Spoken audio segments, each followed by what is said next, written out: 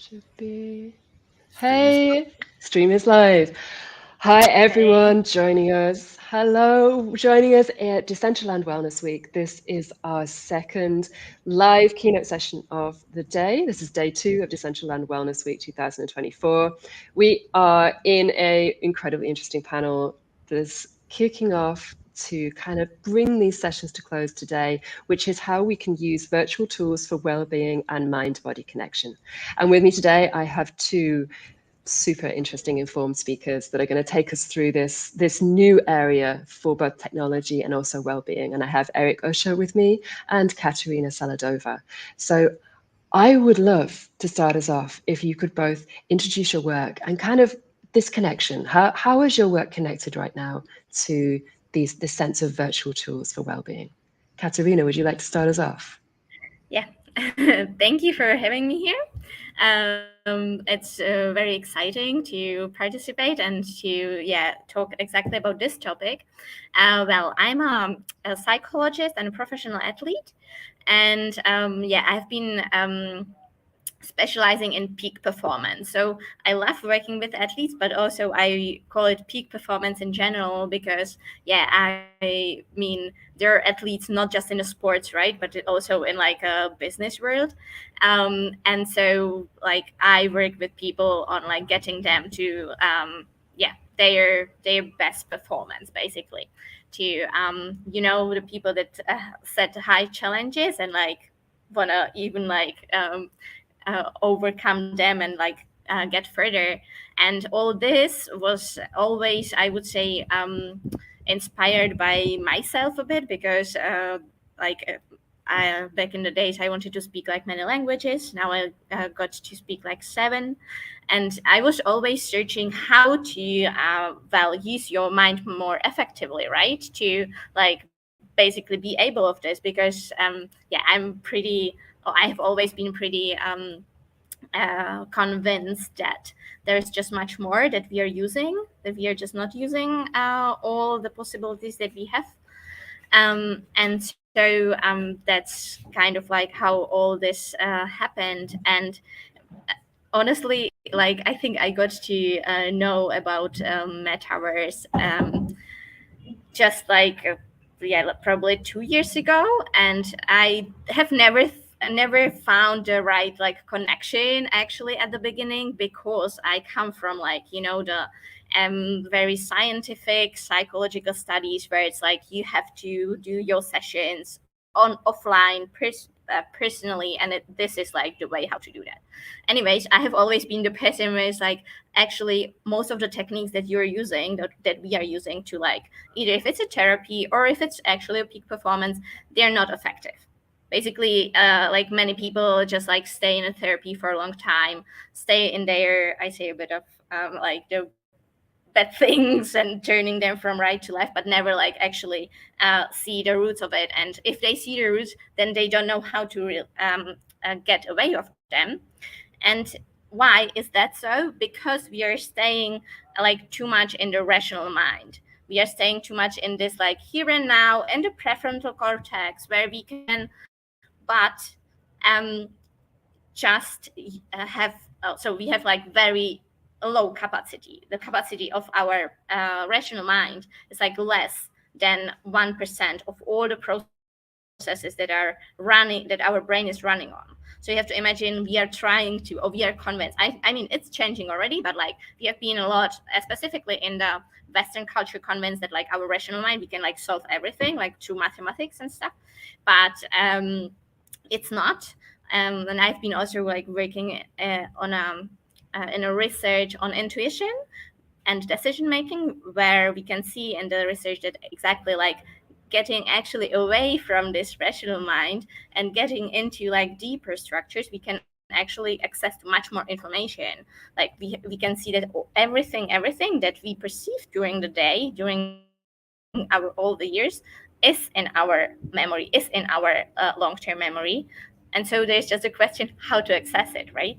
And there is actually like the connection to like metaverse and digital world. And I'm like more, well, I've been working online or like giving sessions online for already a few years, and I think by now I'm pretty convinced it's much more, or like to a big extent, much more effective this way than actually in a person. Why? Because it's like this virtual world enables it to us to get actually away of this like rational mind, to get away of this structures that we are like stuck to, that we are thinking this is how it is, and it's not going out of the box, but just apparently just like being me or we talking to each other and you not being here, our brain is already like getting out of these structures, meaning it's going deeper and deeper levels where actually a change can happen. So if we like, I mean, to not be too abstract, if we get a fear or if we have a fear, this is something like very emotional on a deeper level. So we can control the fear with certain techniques with our mind, but this is too inefficient. We use too much energy, and it's still there. So basically, if we get into a deeper structures, we can remove it. And like what I found really interesting is a just like this communication already makes it more possible to like open up and like get deeper. And then, well, of course, like there are techniques to use, and the digital world or the metaverse can provides possibilities how to enter these structures better. Like, I mean, if you just like imagine you like enter the metaverse, you're actually letting away the real world and entering into the world of like all possibilities. Just this is already amazing because it makes you like more creative.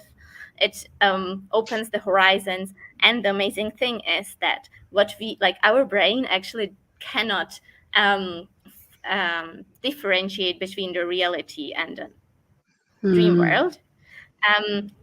We learn it, right? So we learn like this is the real world and like anything else what we cannot touch is kind of not.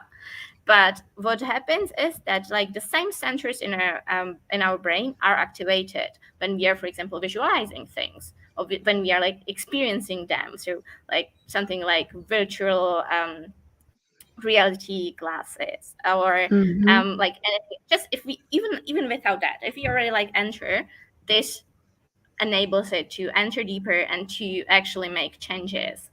So I yeah, wanna I want to this is stop you the there because I want to dive really deep introduction. into this Yeah, as we go exactly. through this conversation. This is just you brought up so much interesting things there that I kind of want to bring Eric in to say, okay, Eric, how are you in this space? And then we're going to bring you both together to thrash out Exactly. this area.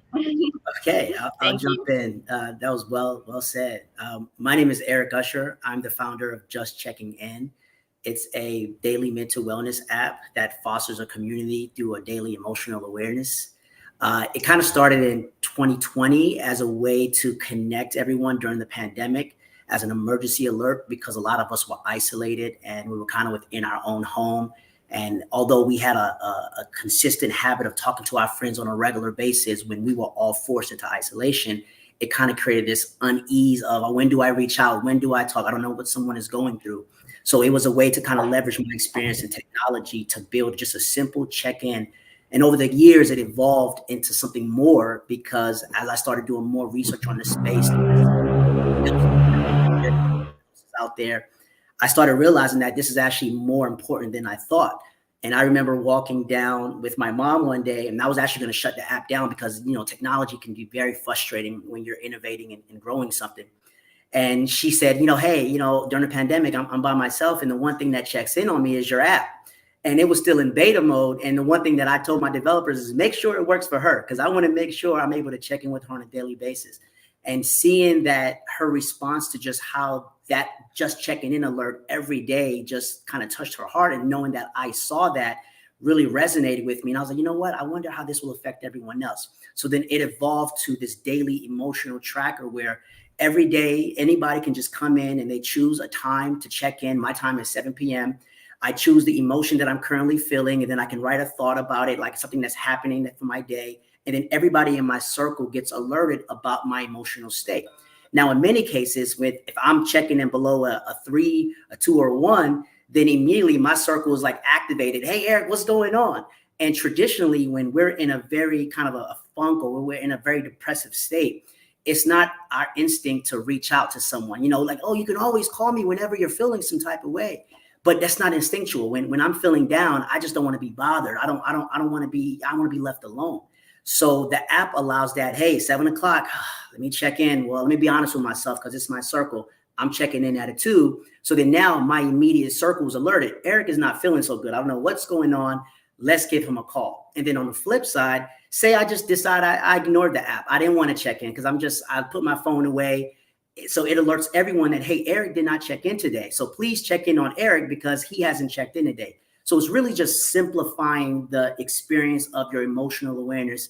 And we're evolving to where we're trying to gamify it so it can be kind of an easy entry to barrier for a lot of people that's kind of uncomfortable with speaking about their emotions, like my generation is. It's so interesting. So interesting. So you've created this app that means that if I don't check in, even it alerts my friends that something might be going on with me, even if I don't want to reach out, even if I'm in that state, which I certainly go into. Like if I'm in a place, my instinct is just to retreat, to move away from everyone. Whereas this app means that if I do this, my intimate circle is going to say, okay, it's time to reach out and just see what's going on instantly. And how long has your app been out there now? So it was developed during the pandemic. And so then it was next? developed during the pandemic. I went through a lot of different iterations. I had to kind of learn about what matters in that space, the privacy, the HIPAA, all the different laws that's surrounding the mental health space.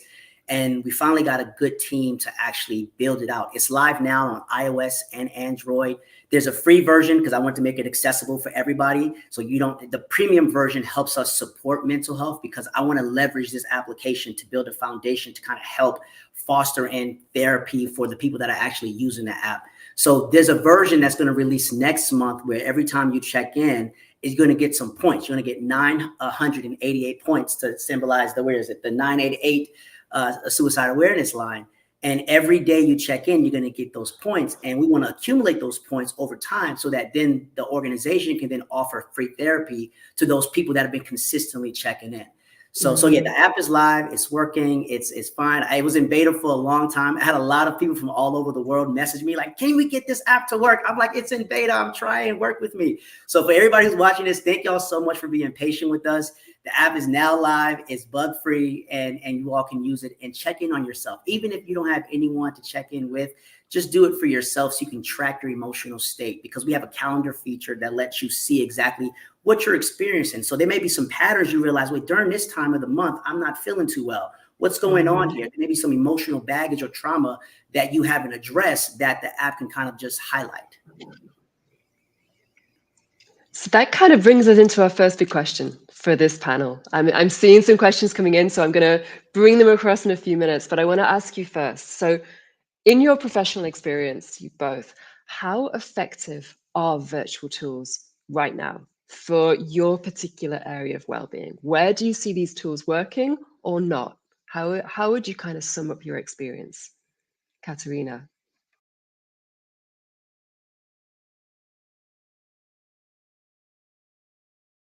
Katerina, you're still on mute, unfortunately. If you unmute.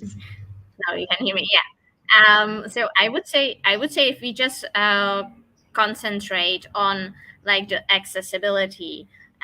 So I mean, I used to work in like mental health for organizations, and there's like a thing, right? Like you have already like so much, and you don't want to like add much more, or like it's difficult to add much more. So we need to have things like very, very accessible and super easy, like within like 2-3 steps.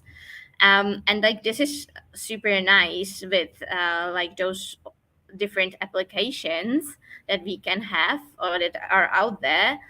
If it's just to get your relaxation exercise, or if it's just about like to get your calm down exercise, to use some techniques like tapping, or for example, I use I work a lot with EMDR, which like I can explain later on, but it's like very, very effective technique that calms your nervous system directly, like very, very fastly down. And this can be used just through certain music. Uh, and like we have it, for example, in our Kelios coaching Imagine to Create hub. And this you can just put on, and like if you're stressed, if you're in panic attack, you can just put this on, and this already helps you immediately, right? So this is just incredible. And specifically, like if I have something that I can just get my phone, do like 3 clicks, put my headphones on, and use the 5 minutes that I or 10 minutes that I drive to work to like make a boundary between my familiar life and the work. Already makes a huge difference. And specifically, it's like accessible. The audio makes it work fast. So yeah, I would say like these are things, like very, very simple things that make difference because they are so accessible. So for you, it's about that ease of use, that someone who already maybe feels emotionally overwhelmed or needs something now, that they can just access this, and that's going to really affect them in the moment. Yeah, and like this is for like the emergency things, but of course, like I work with routines and stuff, and that like this, you know, you can just like take it, put your headphones in, and then you like do get your routine, and this you can just have within a very, very few seconds. Or if you can get alerts right on like becoming more mindful, so like an alert would on like, oh, what is going on right now, and so we can do like your check-in. Yeah. Eric, what do you see working right now? Right now, I mean, the evolution of technology has just changed the landscape of mental health, with telehealth being a big differentiator. The fact that the original way of, having to go inside of an office, wait in the waiting room, sit down on the couch, the anxiety of actually walking into the office, like I can just imagine I mean, I've done it. So the experience of like waiting, okay, is they going to be late? They're going to be on time? Is this person judging me? There's just a lot of variety that happens when you're in person. And when you introduce the telehealth and the accessibility of technology, then it's instant. Then, you have the Talkspace, you have the BetterHelp, you have the Calm, you have all these different applications that are there that's making it accessible for people to get the help that they actually need without the entry to barrier of travel, of that anxiety of walking into a building or being judged, or passing someone that's experiencing the same thing you're experiencing, and you're like that judgment, like, oh, that's your therapist, that's my therapist too. So there's a lot of kind of nuance to the physical space. So technology has really evolved. I mean, what you all are doing with Decentraland within this wellness week, that's huge, because the fact that we're now bringing wellness into Web3 immediately in the beginning before it really takes off is going to be very impactful, because there are a lot of people that are self-expressive based off of their avatar. So this allows them to really just kind of feel comfortable in their skin. And the majority of the people that are using it are normally introverts. They're normally used to being inside their house. So to have some type of wellness initiative within that meets them where they are, that's where technology is going with this. And it's just going to get better. I really love that sense that because we can be in an avatar, because we don't have to have those physical interactions, that we can kind of create almost like a safer space to explore some of these issues. Correct. So then, looking at from both of your experience then, what examples can you share? We've already kind of touched upon it. I mean, Katerina, you mentioned EMDR.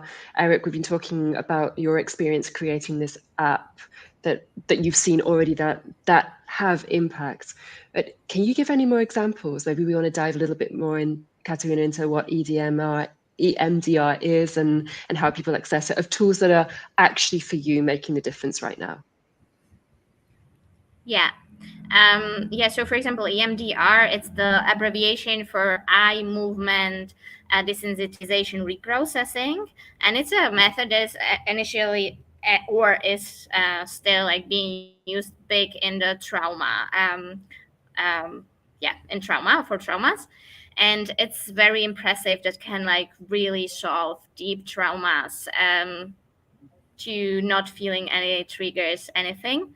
But so I have, and like few people out there have already like um, redefined what trauma means, because if I say now trauma, you see like car accident or something like dramatic. But if you have a look, you can like anything that you felt bad about and that you still like feeling bad, like emotionally not really cool about, that's something that traumatize you in a certain way. Traumatizing, what I meaning with it, you're not yourself, you're not behaving, you are not being flexible, you're not feeling like cool with things, but you're feeling kind of tense, right? There's like some heaviness.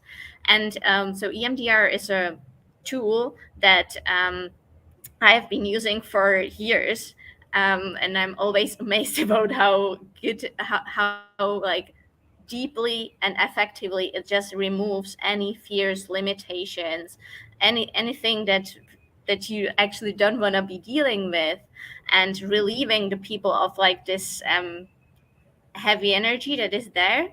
And so how it's how it can be used is that we use bilateral movements, and it's either visual, so either of eyes, or the auditive ones. So I have been already talking about the bilateral music. So there we use a tone going from right to left, and or it can be also used in the tactile way, so like some like vibrations. There are also like tools that like you have uh, like two devices and they vibrate like right left, and so like all these tools can be used actually by now also in a virtual way. And so what is amazing, you can access them very easily. I mean, I honestly prefer and say like this is a technique that can go deep, so it's better to use it with a specialist. But like if you take it for like everyday things that you like right now not feel good about, or you had a discussion with someone and you're like exaggerated, you're like emotional, you can use it for sure in the moment by yourself. And there are tools that like yeah, either those that I'm using and providing on my online program with the bilateral music, and then like combined with a guided visualization, or also with tapping. Tapping is like another technique that is working a similar way. So there are like points on your body that you tap, and those are connected directly with your nervous system, and again are calming you down. And there are videos out there. We also during the wellness week, me and my colleague are having combined session on this with like the EMDR, bilateral music, and the tapping. um, and so yeah, again, this is thing that you can do one-on-one, but there are also, for example, for the tapping videos out there that my colleagues Anne Catherine is using in her tap with N membership, and you can access them. Search for a topic you want to work on, like I'm just anxious right now, or I feel very well, so to boost also the states that you are at, right? So you can also with EMDR not just release yourself of difficult things, but you can also program yourself towards the goals. So I should mention then that in Decentraland Wellness Week Plaza, you have a installation which you created with Yeah, Imagine to Create. And in there, exactly. anyone interested in these techniques can dive in, see your work in that Yeah, installation, yeah. get some more We information. yeah, we have done there one which is on like peak performance fear, going to like how to get into performance flow. So that's awesome. So for anyone new who hasn't yet been in Decentraland, we are a virtual world. You might be have come across this current live session maybe on LinkedIn or Twitter or YouTube. If you do want to experience some of these things in a virtual environment, I would suggest like dive in decentraland.org, dive into Wellness Plaza, which is 61 minus 61. You can see it from the front page of the Decentraland site. And there you'll find some different teleports, which will take you to these different locations. There's one for the Kelios hub, which is where Katerina is exploring some of these different coaching methods. And Eric, there is a teleport to your build, just checking in. Would you like to tell us a little bit more about the tools that you've seen working as well? Well, there's so many. There's about, I believe, it's like, well, the recent is about 20,000 different technical tools out there, specifically tailored towards mental health. And a lot of them, some of them are bad actors that's just trying to collect your data and then leverage that to sell to advertisers. And then there are actually good platforms out there that actually help and they vet their people. I would say really it depends on where you are. Because within this space, unfortunately, a lot of us can't really afford the expense of these applications or of therapy. I mean, there's a lot of different things that's happening within, well, specifically in America, where they're allowing now to the insurance to cover your mental health.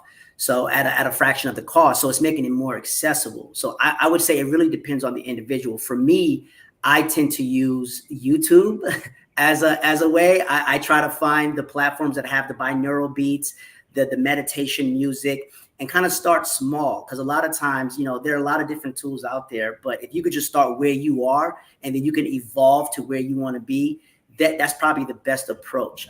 Just checking in is probably one of the best tools out there to kind of get started.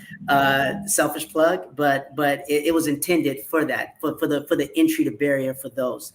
I'm a very big fan of Calm because the way they've integrated the music, the binaural beats, understanding the meditation, understanding the mental health, and really giving people the opportunity to kind of self-learn on their own. And really just like Katrina said, on your phone, immediately, I'm feeling anxious. Let me turn this on, let me put my headphones in and let me get into a Zen state. So it's really independent of that individual. But there's a lot of tools out there that you can use, and depending on where you are can determine which tool to best support you. I kind of want to talk now about the flip side of that then. We've been talking about these tools that I think all of us are using in different states. I'm with you, Eric, that I'm always looking for different ways that I can approach health and well-being using things like YouTube, Instagram Shorts, like looking at where I can get this information. And I'm really excited to hear of these tools now that you've been using and exploring. The flip side though, like what are the challenges that you see as we see wellness, sense of things like yoga, meditation, wellness practices, coaching being integrated into the virtual space? What are the things we've got to look out for as being the challenge or the downside of this space? Katrina, you want me to go? Either or, ladies first. Okay. So I would say one of the flip sides is that there's like, if we already get into, if you're a user that is like super committed, and you're not a user, okay, I need something like easy and like easily involvable into my life.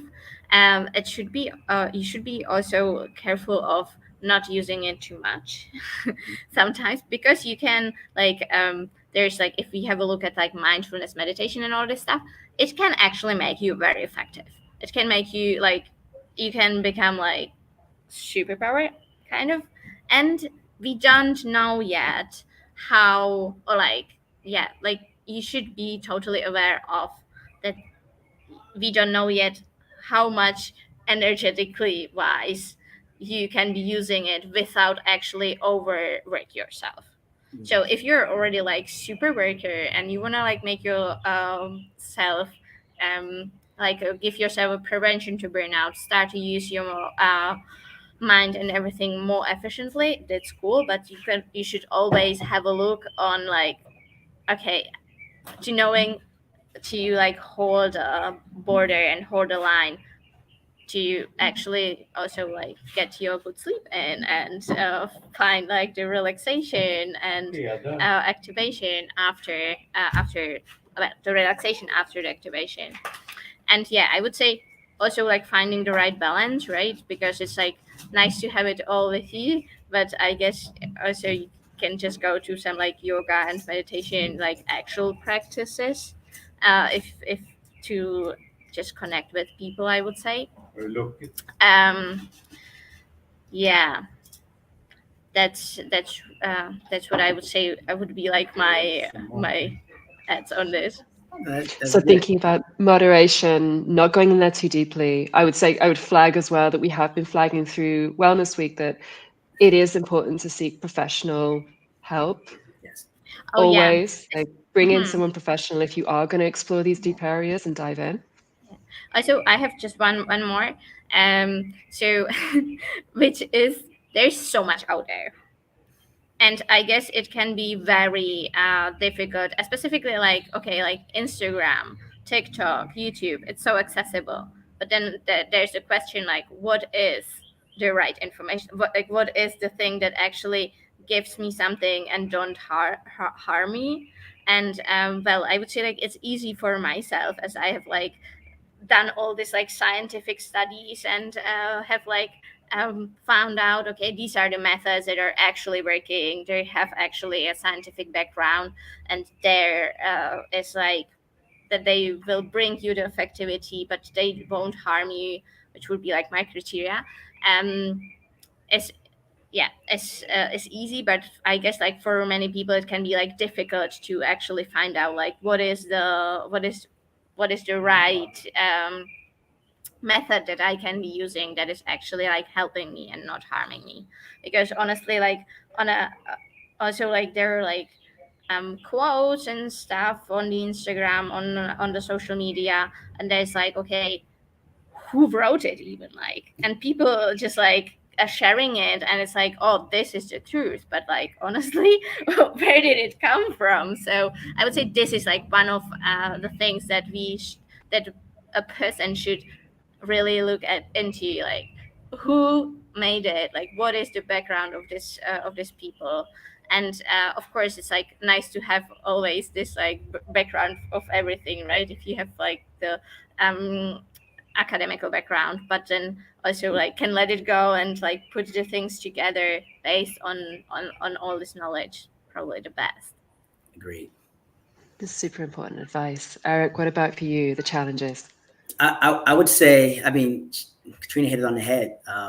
Immediately, the first thing that comes to my mind is while all these things are being created for so many different reasons, whether it's content, whether it's monetary, what have you, it's important when you're dealing with mental wellness in the space that you vet the actual source, you vet the person outside of their education, but like kind of get an idea of who that person is, because unfortunately there are a lot of things also on there that is toying with spiritual, get mental health, and this is the meditation that's going to free your mind to do things, but then there's actually subliminal messages of dark messages, dark affirmations that's actually negatively impacting you.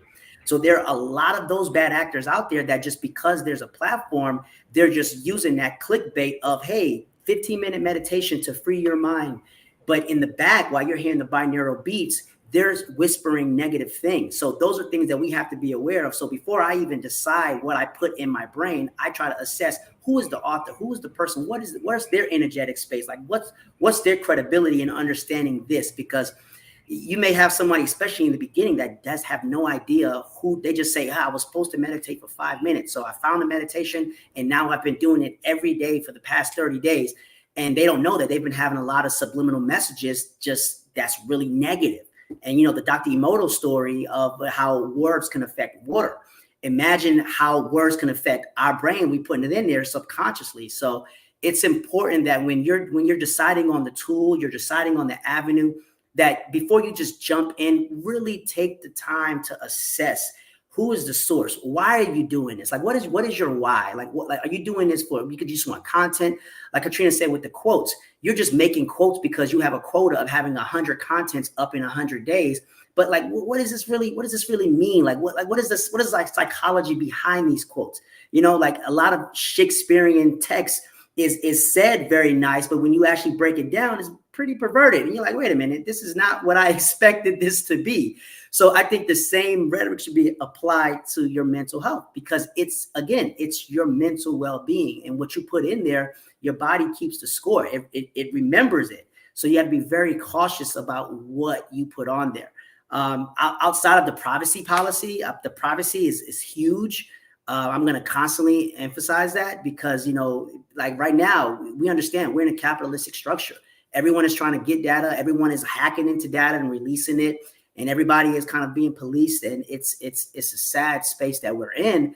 But we, like what you're doing now, is having this forum and asking people that are in the space what their opinion is, this is helpful. So as people are watching this, they're like, oh, I didn't think about that. Oh, this is actually some good ideas and stuff like that. So this is where you should go and actually assess, and they say, who is that person? Why is this person so passionate about this space? You know, and just really assess their intention behind what they're putting out there. And that would kind of help you and guide you in the right direction. As far as the meditation and the yoga coinciding with virtual, I went to one space, I forgot what it was, but it was in the Decentraland. I stood on the yoga mat and I started doing yoga poses, and I was like, oh, this is so cool. And I wanted to jump up and start doing my yoga, but I was like, you know what? My avatar is doing a much better job than I am. So let me just let it sit there. So it's important that when, you know, you have those things in the virtual space and you like it, still go in the real world and go to yoga studios and stuff like that, because that body application is really more impactful than the virtual space. But it's good to have an idea of what to expect. So I look at it as the virtual world can allow you to be comfortable in your space, so that when you're out in the physical world, you can say, oh, I've done this before. So then now you're not embarrassed when you're out in the real world, because in your mind, you've done it virtually. That's such an interesting take. Something I hadn't thought of, but I can see that from my own experience of, if I'm going to a dance class, maybe I look up, do some things in my room first to kind of get over that initial barrier to entry, feel more comfortable, as you say, in my own space, and then I can take that learning and that lessons into the real world if I choose. Correct. I'm going to look on my big screen now because I can see some questions coming through. I've got things like great space. Thanks very much for bringing this together. I've got some thoughts here as well, that we've got some kind of, they're not questions, but they're people commenting from quite a difficult place. Like we have, I think it's bringing that thing about our community online, that we do have people in our community that are potentially struggling with some of these issues, that potentially have some neurodivergency. Like it's a quite divergent space. It's a encompassing and inclusive space that we have online. And I feel that we have a community that reflects that. And we can see some now coming on the screen, from messages from people that are struggling right now and are having a difficult time of it out there. If you were to suggest, is this a difficult place to be? Because I guess as a virtual community, it's how we can support each other. So if you were thinking about the tools to support people that are perhaps struggling, the first obviously is to seek professional help. But if there are complementary tools that you could suggest, what would you say? What would you think would be the first? The professional help, absolutely. Complementary to that, what would you say is an interesting thing to be looking at right now in the virtual space for anyone that perhaps is struggling? January is a difficult month for all of us. Well, as I have said, I would recommend those things like tapping that you can like start on, or the bilateral music, which are things that are like very easy to implement. They are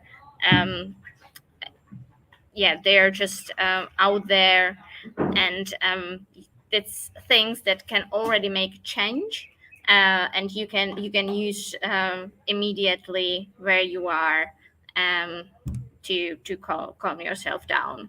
and to come like to other things, or the visualization or guided visualization exercises that basically can already like bring you to other space to like initiate all this work, or basically also mindfulness, yoga, meditation. Yeah. I would say, I mean, January is can be very tough because you bring in the new year, you're making, you know, these resolutions, you're reflecting on the past year and what you didn't accomplish, and then now you're overwhelmed with what this year has to come. So it can be very overbearing for a lot of people. So I understand that sentiment. For me, I can only speak for myself, and hopefully it resonates with someone. Immediately when I'm kind of in a dark space, or I'm kind of in a just a space where I'm uncertain. There are several things that I've kind of just decided to do. Just do a state change. So immediately when I first is to acknowledge, okay, I'm not feeling good. Something is wrong. My mind and my body is not feeling good. So it's acknowledging that I'm out of sync with my existing, my default mode. I'm out of sync with my default experience. So because I'm out of sync, what are the things that get me in sync? So then I made a list of things that I like to do. Walk in nature, listen to music, take a bike ride, you know, just do something. So I made that list. So immediately when I'm feeling that way, I said, all right, go outside and just walk, and just put your headphones on, listen to your favorite playlist, and just walk. A lot of times that walking, that movement can really help a lot. And if you're in a space where it's really cold outside and you just don't want to walk, then it may just, you know, create a playlist. So I actually have a playlist that I created called Positive Vibes. So every time I listen to some song that has positive affirmations in there, I immediately add it to my Positive Vibes playlist. And whenever I'm not feeling good, I just put it on. And even when I'm in a funk, I just sit there and I just listen to it. That's the strategy that I use. And then hands down, the most effective strategy that I've used consistently is just meditation. Meditation is like, it's free therapy. You sit there. And for those that are not comfortable with meditating, that don't really understand how to meditate, I always just say, just start with 5 minutes. Just set your timer, and your only job is to close your eyes. Yes, you're going to have all these thoughts. Yes, you're going to think about what you're going to cook for dinner. Yes, you're going to think about the conversation you just had. All those thoughts are going to hit your brain. It doesn't mean you're not meditating. Meditation essentially for me is just close your eyes for just 60% of your receptors are being shut down when you close your eyes. So you're forced to go internal. So if you just set your timer for 5 minutes and you just sit down, you can go inside one of the Decentraland experiences with the music. Just sit there and just close your eyes for 5 minutes. And when that alarm goes off, just open it. Have no expectation, but just keep my eyes closed for 5 minutes. That should be your only goal. Don't have any, I'm going to levitate, I'm going to have an esoteric experience. Don't have any of that expectation. Your only expectation is my job is to close my eyes for 5 minutes. And what tends to happen when you establish that practice, you start to have deep breathing. You start to really calm your mind. You start, wait a minute, now I can do 10 minutes. And then now you're doing 10 minutes. Now I'm doing 15. And then you really start to get the benefits of meditation. Just start small without any expectation. I would add on this because I feel like meditate. I don't know, like I still feel like meditation is a bit of a stigmatized word, and it's like a one word to many things, many practices. And so what I like is to actually like having these meditation or like these practices that I also like put together in my online program that are like very easy to do, as you can just first concentrate on your breath, and second doing like combining it with progressive muscle relaxations where you are concentrating on tensing and releasing the muscles, which means like you're not in this, okay, now I close my eyes and now nothing is happening or so much is happening, and you're like overwhelmed with all these thoughts. Because when you're concentrating on something, if it's already your breath, it brings you into the present moment. If it's the like working with the muscles, amazingly, it brings you into the present moment. And second advantage is that it also relaxes your body physically, actually, like profoundly. So yeah, I like really those, because those can bring like I pretty much use it with all my clients as like the initial exercise to really bring them here and now and to relax them. And you can use it, you can be using it anytime, anywhere. And it's like I would say the easier form of meditation, if we talk about meditation, in my experience. And I wanted to add something more. Oh yeah, I think like flow, right? There's like this amazing concept of flow, how to enter the flow, and this is also possible, for example, through different guided visualizations that I've put together, that I'm providing. And those are amazing, as you say. Like you can use this like 5 to 10 minutes thing every day that brings you actually into a flow. And there's always really good, like if you're talking about the January, I mean, I'm I cannot talk because like I'm pretty much in sunny countries mostly. I kind of put my life that way, but there is also the physical exercise, which like swimming. You can do swimming everywhere. This brings you into an amazing flow too. Like here we are going a bit away of the virtual stuff, but still, like this is also very important, and this can bring you into an amazing flow, and like bring you away of any like all these thoughts that you could have that are dark. And I mean, outside it's dark, so it's getting like heavy dark inside or around you. And getting into this flow can just, make you feel well, timeless, in the present moment.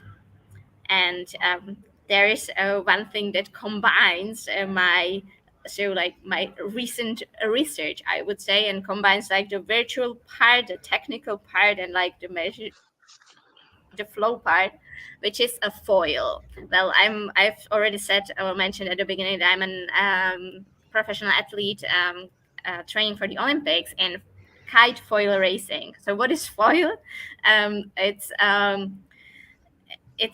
a mast with two wings that is can be put under any board or also a boat. And this brings you, so it works like an airplane. It brings you up to the board, for example, is like around 80 centimeters above the water, and it brings you into an amazing and immediate state of flow. So this is like one of the things that one also can try to experience. There are also electrical foils, e-foils, which is a possibility to get into this state of flow for pretty much any person, as it's pretty easy to learn to get on it. Like within an hour, you're probably already levitating above the water there, and it's like really deep flow meditational state immediately. We're gonna have to kind of bring this to a close. I could talk with you both for hours about this topic. It's such a fascinating place where wellness is meeting virtual, and e-foils. Like I cannot wait to start Googling this when we come out of the call. I think we are a little bit over time already, but I really want to hear your final thoughts on what we're looking for next. Like, what do you see as the next stage for wellness in the virtual sphere? What do you see kind of coming over the horizon for everyone? Eric, would you like to start on that one? Sure. I see artificial intelligence playing a huge role, and I know that's the big buzzword for this year. But as it evolves, I hope that it evolves in good faith to really help those that probably is not comfortable speaking with someone.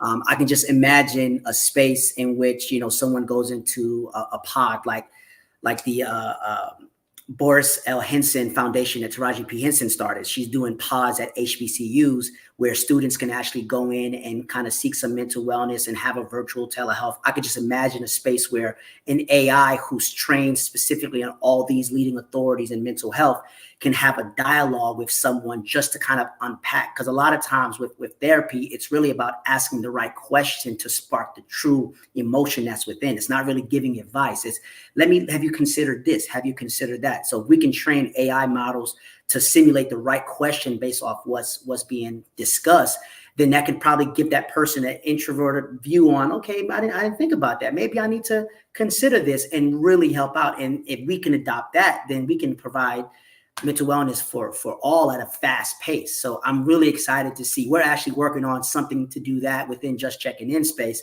So as I'm researching it, I'm seeing what's happening, what's out there. It's kind of giving me I don't know if you remember the movie Her, where you had that it was like a personalized. So I'm kind of seeing that concept within the mental health space. So I'm really excited to see how this evolves and how we can leverage the technology we're currently using to really help everyone that needs it and that's wanted. So yeah, It's fascinating. Katerina. Talking about, I'm surrounded by a drone here, so by the fast flying drone. What I think is really like specifically for the audience that are very into playing video games, being really in a, like all the IT people around, again the drone, I'm sorry for that. There are possibilities how you can use this space for actually like working on your mental health and working on they are very impactful, and we know that, right? So they very go into your emotions, they go deep. So this is actually a really cool space how we can use like convert, create let's say video games where you can actually work on your mental health, right? And this from small kids. Like I always say, there's like this attachment styles theory that like we all should like have learned in order to be able to make really good relationships and having like proper good communication. And this should be something that we should have learned in a primary school already, but like never of us had. And this like is, yeah, specifically when we have started to like creating the Kelios imagine to create hub, all my ideas went like crazy. What is actually possible out there if you have the good program IT person next to you. So what I'm hearing from all of this discussion is this sense that wellness tools are here. They are becoming a really important and interesting part of this mix, but that we also have to balance that with that getting out there, having the walks, exploring ourselves in an external environment, but also using those tools in a virtual space to almost become more comfortable and more able to explore the physical space and giving us that extra boost to be what we can be in the physical realm as well. Yeah, I agree. Yeah. This has been an absolutely fascinating panel. Thank you both so much for joining us in Decentraland Wellness Week 2024. And also thank you very much for your two beautiful builds that are in Plaza, which can be visited right now. If anyone would like to join in, you can jump into the central space, which is 61, minus 61 in Decentraland right now. Use the teleports to go to Just Checking In, or to the Kelios hub, or to any of the other 18 builds that we have right now that are exploring all these issues about wellness, well-being, physical health in a virtual environment. It has been an absolute pleasure to have you both this evening, this morning, wherever you are in the world. Thank you so much. Thank you. Thank you. This is Thank beautiful. you very much. Thank you. And I should shout out that we are on day 2 of Decentraland Wellness Week. Day 3 is happening very shortly, past 12 midnight UTC. If you want to know what is happening across the board, we have more live sessions. Stacking up, we have meditation sessions, we have tours. You can check out the ultimate guide to Decentraland Wellness Week through decentraland.org and just jump in and explore. We look forward to seeing you in the metaverse. Thank you both so much. Right, definitely. Thank you. Bye-bye. I'm going to reach across this the computer and end our stream. Ending stream.